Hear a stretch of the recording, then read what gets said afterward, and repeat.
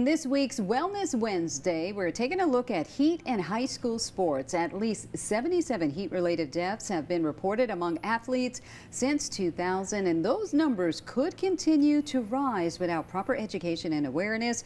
That's why we are joined by Phil Wayvoda, an athletic trainer with North Mississippi Health Services. How are you, Phil? I'm doing good. How are you? I am doing great. I tell you, I am really enjoying learning more and more about you. You are an athletic trainer. Just tell us a little bit about your background.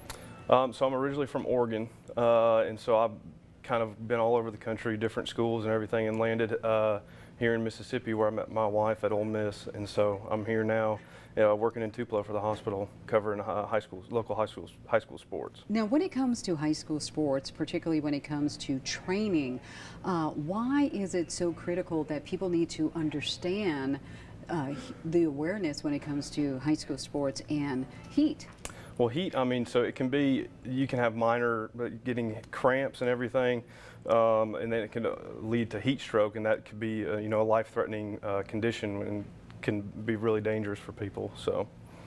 Okay, and when it comes to heat and high school sports, what did the state implement as a way of trying to understand when it's time to follow proper protocols? Right. So the MHSA a couple years ago came out with a wet bulb globe temperature guidelines. So depending on the where the wet bulb reads, depends on what they can do at practice outside. So the higher the wet bulb, the more restricted a practice is, all the way up to where they can't even practice that day if the wet bulb is that high. Mm-hmm. And the wet bulb reads just the temperature, the wind, the cloud cover, just the sunlight. It measures a bunch of different things in the atmosphere to give you a different reading other than the temperature.